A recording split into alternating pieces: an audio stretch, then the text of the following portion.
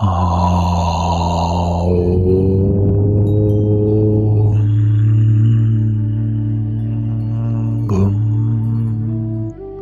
ഗുരുഭ്യോ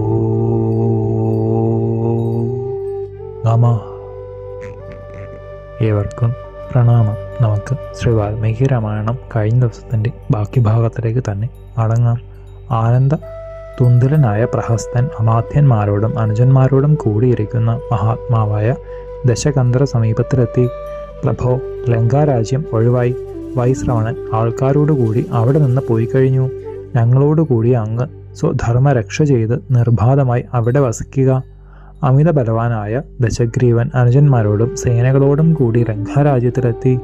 രാജപാതകൾ കൊണ്ട് വേർതിരിഞ്ഞ് പ്രശോഭിക്കുന്നതും ധനേശ്വരൻ ഉപേക്ഷിച്ചതുമായ ലങ്കയിലേക്ക് ദേവേന്ദ്രൻ അമരാവതിയിലേക്ക് എന്ന പോലെ രാക്ഷസേശ്വരൻ പ്രവേശിച്ചു. അരക്കന്മാർ എല്ലാവരും ഒത്തുകൂടി അസുരന്മാരുടെ അരജനായി ദശവദനനെ അഭിഷേകം ചെയ്തു. കാർക്കുണ്ടലം നിറമാർന്ന നിശാചരന്മാർ ലങ്കാനഗരിയിൽ നിറഞ്ഞു. പിതൃവാക്യത്തെ വിശ്വസിച്ച വൈശ്രവണൻ കൈലാസപർവ്വതത്തിലെത്തി. ഇന്ദ്രൻ സ്വർഗത്തെ എന്ന പോലെ ഉത്തമ ഗൃഹഭൂഷിതമായ പുരി ഒന്ന് ശിവമലയിൽ നിർമ്മിച്ചു. സർവ്വ സൗഭാഗ്യങ്ങളോടുമൊത്ത് അവിടെ വസിച്ചു. നിശാചരേന്ദ്രനായി അഭിഷേകം ചെയ്ത ദശാസ്യൻ സഹോദരിയുടെ വിവാഹത്തെക്കുറിച്ച് അനുജന്മാരോടുകൂടി ആലോചിച്ചു. വിദ്യുജ്ജുഹൻ എന്നു പേരായ കാലകേയ ദാനവ പ്രമുഖന് അനുജത്തി ശൂർപ്പണഖയെ കൊടുത്തു.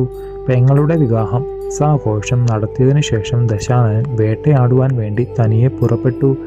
ഘോരാരണ്യത്തിൽ ഏകനായി വേട്ടയാടി നടക്കുന്ന രാക്ഷസേശ്വരൻ മയൻ എന്നു പേരായൊരു ദൈത്യവരനെ അവിടെ വെച്ചു കണ്ടു.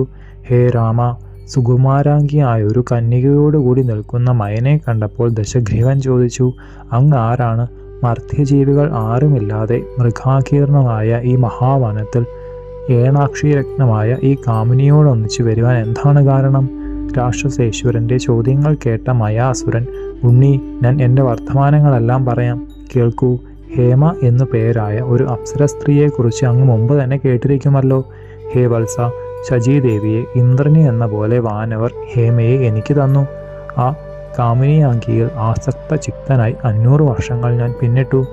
14 വർഷങ്ങൾക്ക് മുമ്പ് ദേവകാര്യാർത്ഥമായി അവൾ എന്നെ പിരിഞ്ഞുപോയി.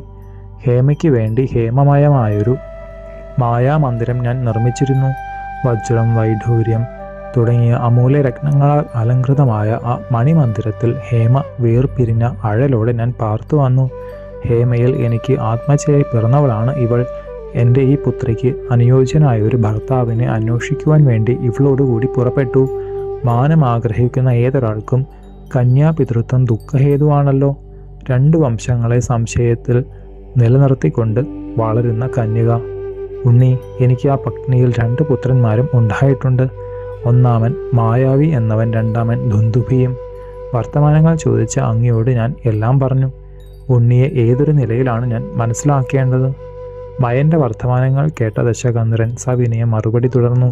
ബ്രഹ്മാവിൻ്റെ 3ാമത്തെ തലമുറയായി ബ്രഹ്മഋഷി വിശ്രവസ് എന്ന മഹാത്മാവില്ലേ, ആ പൗലസ്ത്യ പുത്രനാണ് ഞാൻ. ദശഗ്രീവൻ എന്നാണ് പേര്.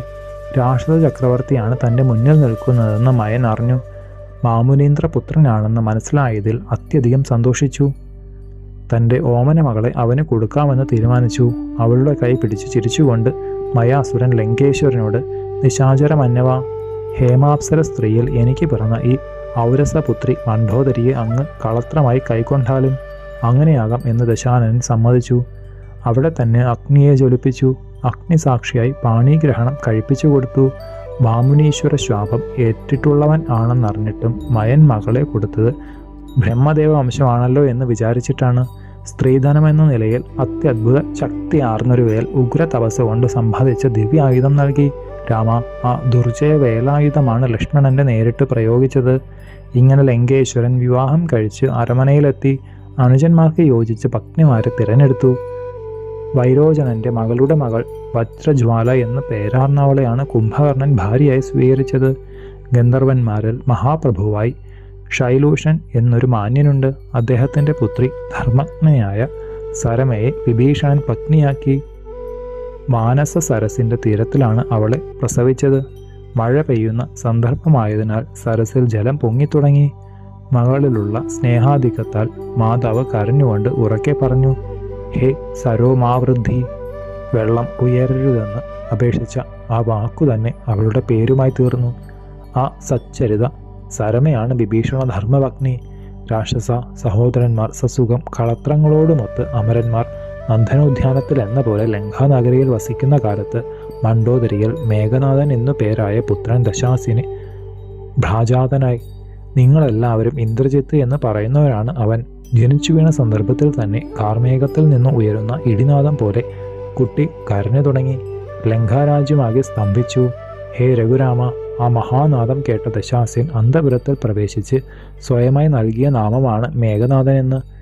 വിറകുകൊണ്ട് മൂടിയ അഗ്നികുണ്ഡം പോലെ നല്ല സ്ത്രീകളാൽ കാത്തുരക്ഷിക്കപ്പെടുന്ന കുമാരൻ മാതാപിതാക്കന്മാർക്ക് സന്തോഷമേകി വളർന്നു തുടങ്ങി. ദിവസങ്ങൾ പലതു കഴിഞ്ഞു. ലോകനാഥനായ വിധാതാവിൻ്റെ വരദാനത്താൽ കടുത്ത നിദ്ര കുംഭകർണനെ ബാധിച്ചു. സിംഹാസനത്തിൽ ചക്രവർത്തി ചിഹ്നങ്ങളോടൊത്ത് സന്തോഷം ഇരിക്കുന്ന സഹോദരനോട്, രാജരാജനായ ജ്യേഷ്ഠ, ഉറക്കം തടുക്കാൻ സാധിക്കാതെ വരുന്നു. എനിക്ക് ഉറങ്ങുവാൻ യുക്തമായൊരു സ്ഥലം തീർപ്പിച്ചു തരൂ.